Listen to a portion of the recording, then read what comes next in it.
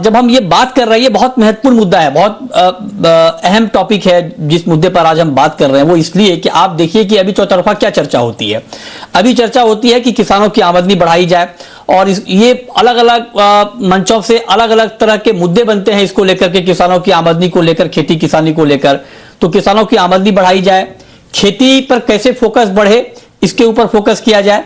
और तीसरी जो महत्वपूर्ण बात है वो ये कि अभी चूंकि भारत एक बड़ा कंजम्पशन का मार्केट है, लिहाजा हम बड़े पैमाने पर एडिबल ऑयल का इंपोर्ट करते हैं, हम दालों का भी इंपोर्ट करते हैं। और जब एडिबल ऑयल का हम इंपोर्ट करते हैं तो अपनी जो खपत है हमारी, उसका 60% से ज्यादा का इंपोर्ट हमें करना पड़ता है। तो पोटेंशियल यहां पर खेती का भी है, लैंड है, और ऑयल सीड मिशन की भी हम लगातार बात कर रहे हैं। तो वाधवा जी, मैं आपसे ये पूछ रहा हूं सर कि जब हम ये बात करते हैं कि एग्री ग्रोथ में एग्री डेरिवेटिव मार्केट की क्या भूमिका है और उसको कैसे मजबूत किया जाए, क्योंकि आप ब्रोकर का सबसे बड़ा संगठन है, आप लगातार सरकार से डिमांड भी करते हैं। अभी बजट आने वाला है, आपने अलग अलग डिमांड की भी है कमोडिटीज ट्रांजैक्शन टैक्स को लेकर। लेकिन मैं अगर आपसे स्पेसिफिक एग्री को लेकर सवाल पूछूं कि एग्री सेक्टर की बेहतरी के लिए, और खास करके अगर सरकार ये मानती है या आप लोग ये मानते हैं कि हाँ डेरिवेटिव मार्केट की बहुत बड़ी भूमिका है एग्री सेक्टर की ग्रोथ में, तो आपके हिसाब से इस बजट में क्या होना चाहिए? धन्यवाद मृत्युंजय जी। जैसे आपने बोला कि एक एग्री सेक्टर जो है, इसमें इस डेरिवेटिव मार्केट का क्या इम्पैक्ट है।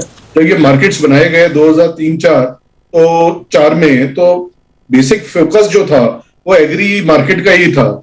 देखिए, हमारे इंडिया के अंदर जो मेजर फार्मर्स के इश्यूज हैं वो पोस्ट हार्वेस्ट हैं।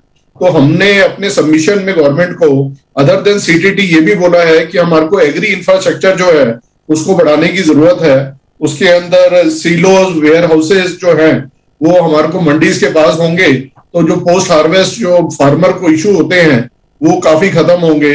और जैसे संदीप जी ने अभी बोला कि डेरिवेटिव का अपना महत्व है पूरे इंटरनेशनली। अगर आप मार्केट्स में देखें तो डबलिंग ऑफ इनकम और ये तभी हो पाएगा जब सारे इंस्ट्रूमेंट जो इकोसिस्टम में हैं वो ठीक चलेंगे। जैसे अभी हमने देखा कि कई एग्री प्रोडक्ट्स जो एग्री कॉन्ट्रैक्ट्स को विड्रॉ करा गया है, तो हमने अपनी एसोसिएशन की तरफ से, सीपीआई की तरफ से ये बोला है, बजट का तो ये मुद्दा नहीं है लेकिन हमने इसको एड्रेस करने के लिए बोला है कि ये विड्रॉल ना हो। ये बहुत इंपॉर्टेंट है कि जो हेजिंग के इंस्ट्रूमेंट है वो हमारी मार्केट में हो। हम बार बार कह रहे हैं, पोस्ट प्री कोविड हम 5 ट्रिलियन इकोनॉमी की बात कर रहे थे, और एक मैकेंजी की स्टडी कहती है कि ये 5 ट्रिलियन इकोनॉमी जो है, जीडीपी जो है, इसमें शेयर जो है कमोडिटी का 40% रहने वाला है। तो हमारे को इंश्योर करना है कि हमारा इकोसिस्टम जो है रोबस्ट हो। जो इतने इंस्ट्रूमेंट हैं, चाहे डेरिवेटिव्स है या जो इनाम है या इलेक्ट्रॉनिक मार्केट सिस्टम है, वो हमारे को देखना है। और कमोडिटी, एग्रीकल्चर, खासकर इंफ्रास्ट्रक्चर जो है उसको इंश्योर करना है। एक और बात मैं बोलना चाहूंगा मृत्युंजय जी कि जो प्राइवेट इन्वेस्टमेंट है वो अभी उसमें टाइम है, उसमें लैग है।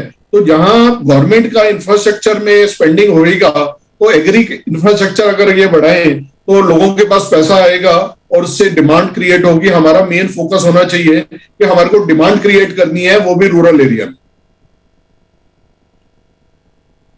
ठीक है, तो आप कह रहे हैं कि डिमांड क्रिएट करनी है वो भी ग्रामीण इलाकों में। लेकिन अब जो एक बड़ा सवाल है, एक जो बड़ा कंफ्यूजन या यूं कहें कि मिसकंसेप्शन डेरिवेटिव मार्केट को लेकर है कि क्या ये स्पेकुलेटिव मार्केट है, क्या महंगाई बढ़ने में एग्री मार्केट की भूमिका होती है क्या? ये वक्त वक्त पे इसको लेकर चर्चा होती है और सरकारें भी गंभीर होती हैं। और लाजमी है कि अगर मान लीजिए महंगाई बढ़ने के पीछे की वजह ये मानी जाएगी तो सरकार तो जाहिर तौर पर एक्शन लेगी। लेकिन ग्राउंड रियलिटी क्या है, इस कंफ्यूजन को कैसे दूर किया जाए, इस पर बात ब्रेक के बाद आप बने रहिए हमारे साथ।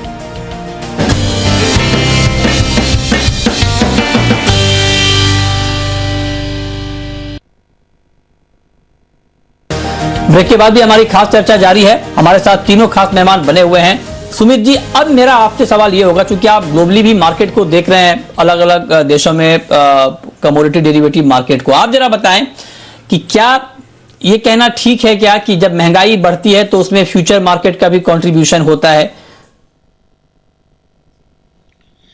मृत्युंजय जी, ये क्वेश्चन ऐसा है कि it's like shooting a messenger, कि आपके पास कोई मैसेज लेकर आया, आपने बोला मैसेज मेरे को पसंद नहीं आया।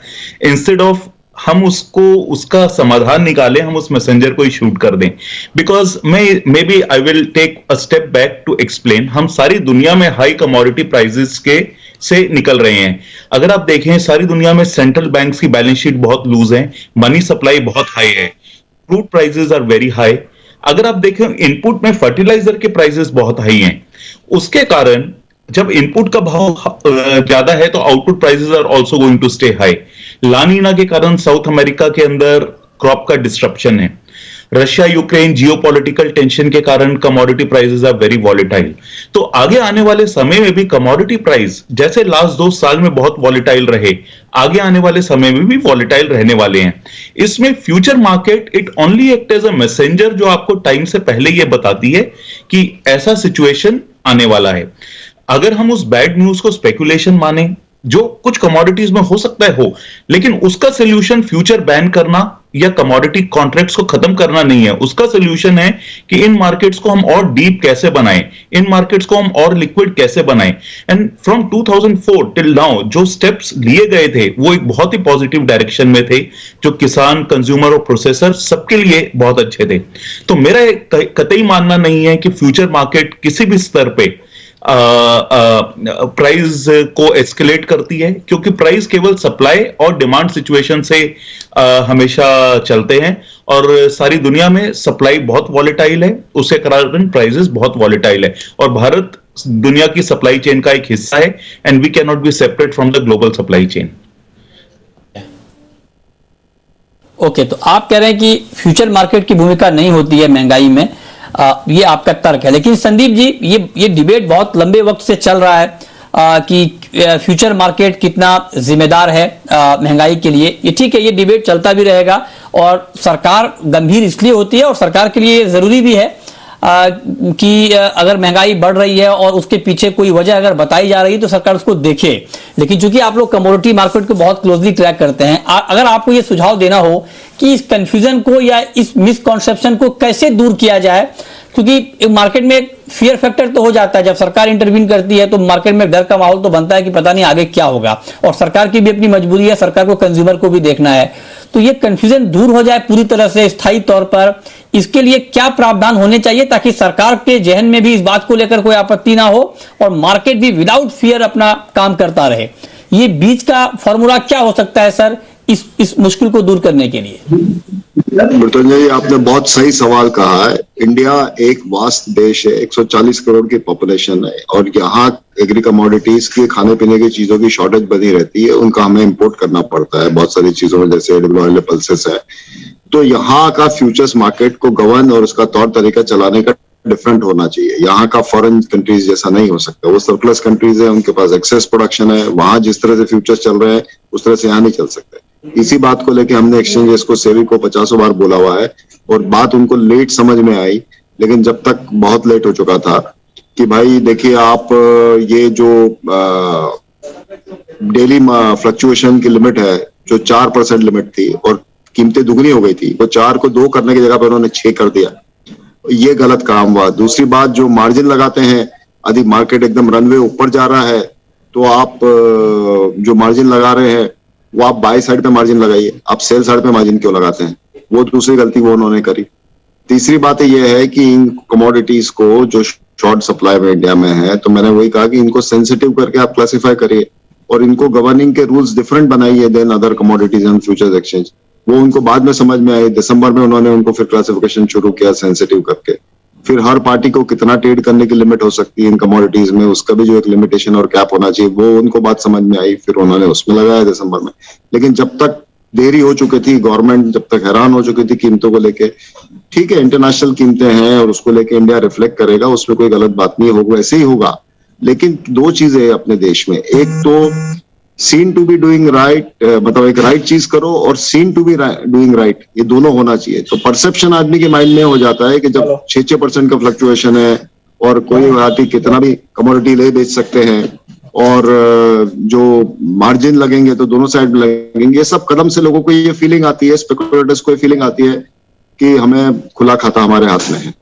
लेकिन ये दूसरे मेजर्स आप साथ में लगा के और उसको गवर्न करेंगे और इनको सेंसिटिव कमोडिटी करके क्लासिफाई करेंगे, तो मुझे लगता है गवर्नमेंट को भी कॉन्फिडेंस आएगा और जनरल पब्लिक को भी ये परसेप्शन नहीं बनेगा कि एग्री के फ्यूचर्स जो है वो स्पेकुलेटर्स इनको चलाते हैं, ये करते हैं, वो करते हैं। वो परसेप्शन भी धीरे धीरे कम हो जाएगा या नहीं रहेगा।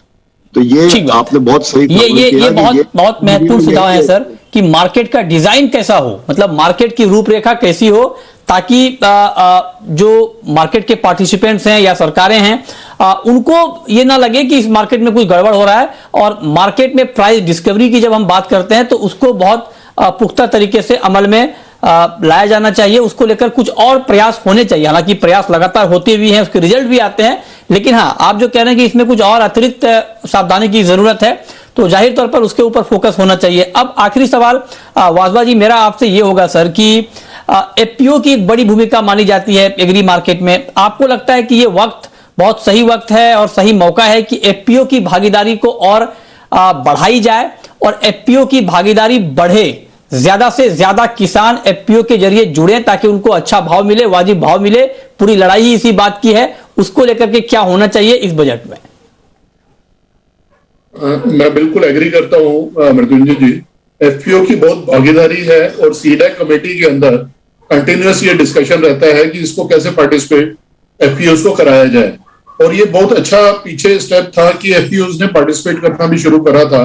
तो गोइंग फॉरवर्ड मेरे को लगता है कि जितना जो अगेन मैंने बोला है कि पोस्ट हार्वेस्ट जो फार्मर्स के इशू हैं, ये अगर ये ग्रुप जैसे एफपीओ आएंगे तो ये उसको सॉर्ट आउट कर पाएंगे। और हमारे को सारे इंस्टीट्यूशनल प्लेयर जो हैं उनको लाने की जरूरत है, चाहे वो फाइनेंशियल प्लेयर्स हैं या उसके स्पॉट मार्केट के प्लेयर्स हैं। देखिए पहले इक्विटी मार्केट में क्या होता था, एफपीआई सेलेक्ट करते थे तो हम डरते रहते थे कि हमारी मार्केट गिर जाएगी। अब क्या हुआ, जब मार्केट्स में सबने डोमेस्टिक मनी ने, डोमेस्टिक इन्वेस्टर्स ने पार्टिसिपेट करना शुरू करा और उनका क्वांटम सब बहुत ज्यादा बड़ा हो गया, तो एफपीआई आते हैं और जाते हैं, हमारी मार्केट्स में कोई फर्क नहीं पड़ता।